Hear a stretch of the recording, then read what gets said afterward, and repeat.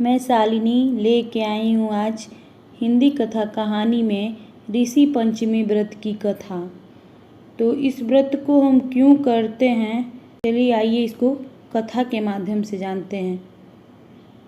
भाद्रपद शुक्ल पक्ष की पंचमी को ऋषि पंचमी का व्रत किया जाता है।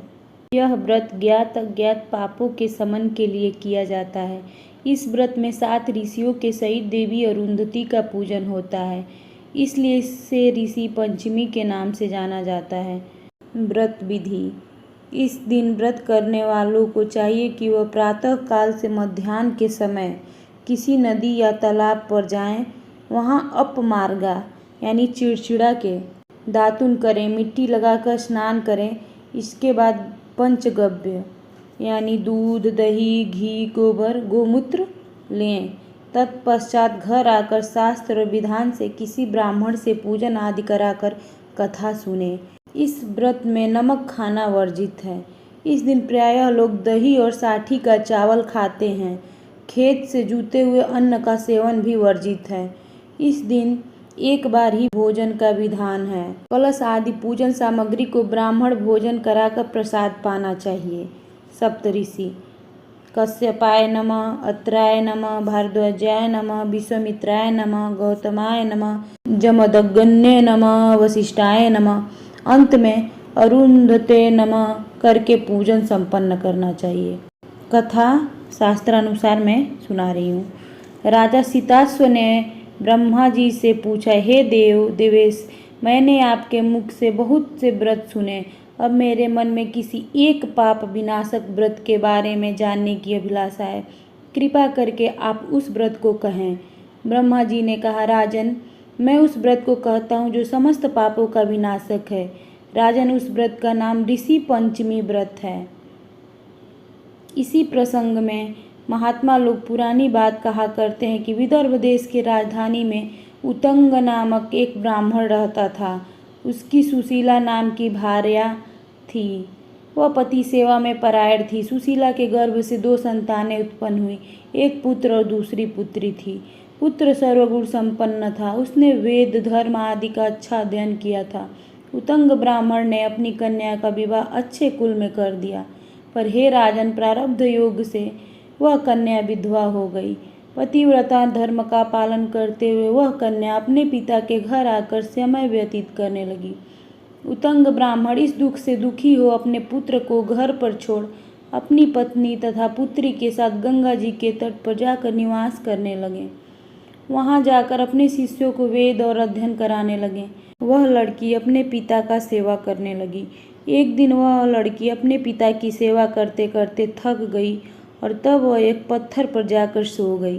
शयन करते ही उसके शरीर में कीड़े लग गए और सारा शरीर कृमिमय हो गया।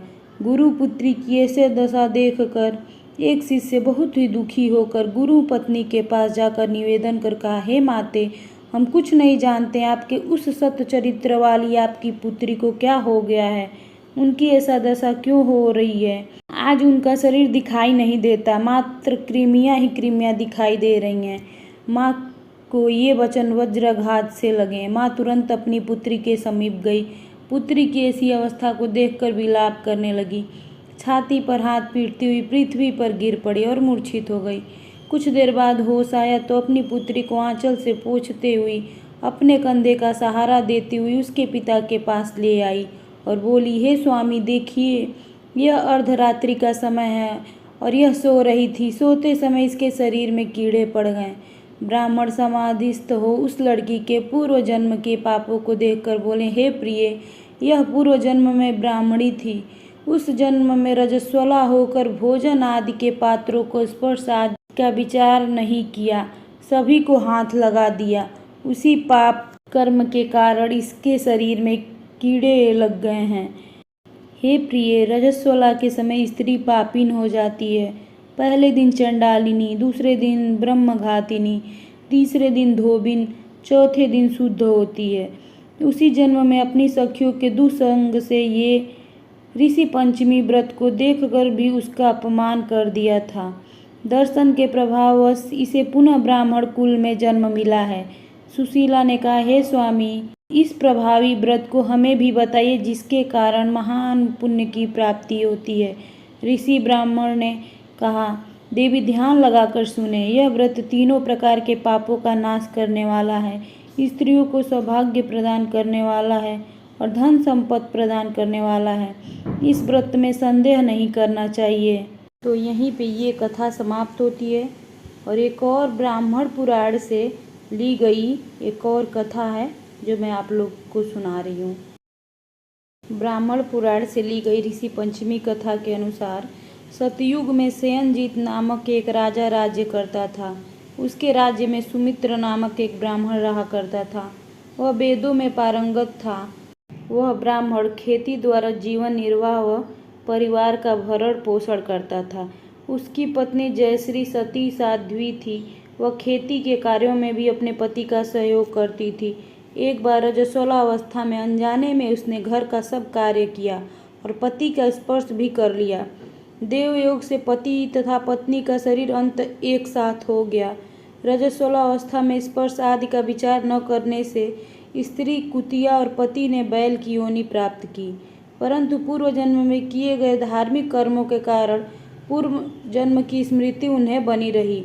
संयोग बस इसी जन्म में भी अपने ही घर में साथ साथ अपने पुत्र और पुत्र वधू के साथ रह रहे थे। ब्राह्मण के पुत्र का नाम सुमति था। वह भी पिता की भांति वेदों का विद्वान था। पितृपक्ष में उसने अपने माता पिता के श्राद्ध के उद्देश्य से पत्नी से कहकर खीर बनवाई और ब्राह्मणों को निमंत्रण दिया। उधर एक सर्प ने आकर उस खीर को विषाक्त कर दिया। कुतिया बनी ब्राह्मणी सब देख रही थी। उसने सोचा यदि इस खीर को ब्राह्मण खाएंगे तो मर जाएंगे और सुमति को पाप लगेगा। ऐसा विचार कर उसने खीर को जूठा कर दिया। सुमति की पत्नी बहुत क्रोधित हुई और चूल्हे से जलती हुई लकड़ी निकालकर उसकी पिटाई कर दी। उस दिन उसने कुतिया को भोजन भी नहीं दिया। रात्रि में कुतिया ने बैल से सारी घटना बताई। बैल ने कहा, आज तो मुझे भी कुछ खाने को नहीं दिया, जबकि सारे दिन मुझसे खेतों पर काम लिया। सुमति हम दोनों के ही उद्देश्य से श्राद्ध कर रहा है और हमें ही भूखों मार रहा है। इस तरह से तो हम लोग के भूखे रह जाने से तो इनका श्राद्ध करना व्यर्थ हो जाएगा। सुमति द्वार पर बैठा इन दोनों की वार्तालाप सुन रहा था। उसे पशुओं की बोली भली भांति आती थी। उसने जब ये बातें सुनी तो उसे बहुत दुख हुआ कि मेरे माता पिता इस निकृष्ट योनि में जन्मे हैं। वह दौड़ता हुआ एक ऋषि के पास पहुंचा और सारा वृत्तांत सुनाकर अपने पिता के इस योनि में पड़ने का कारण और मुक्ति का उपाय पूछा। ऋषि ने ध्यान और योग बल से सारा वृत्तांत जान लिया। ऋषि ने सुमति से कहा, तुम भाद्र शुक्ल पंचमी का व्रत करो। उस व्रत के प्रभाव से तुम्हारे माता पिता को अवश्य मुक्ति मिल जाएगी। माता पिता भक्त सुमति ने ऋषि पंचमी का व्रत किया, जिसके प्रभाव से उसके माता पिता को पशु योनि से मुक्ति मिल गई। यह व्रत शरीर के अशुद्ध अवस्था में किए गए स्पर्श तथा अन्य पापों के प्रायश्चित के रूप में किया जाता है। जो इस व्रत को करते हैं वे सुख संपन्न, रूप गुण संपन्न, पूर्ण काया से युक्त एवं पुत्र पुत्रादि आदि गुणों से भी सदा ही संपन्न रहते हैं। इस लोक के सभी भोगों को भोग कर परलोक में वैकुंठ की प्राप्ति होती है। तो आपको ये कथा कैसी लगी? अगर आपको ये कथा अच्छी लगी हो तो मेरे चैनल को लाइक कीजिए, सब्सक्राइब कीजिए और शेयर कीजिए। Thanks for watching. मिलते हैं नेक्स्ट वीडियो में।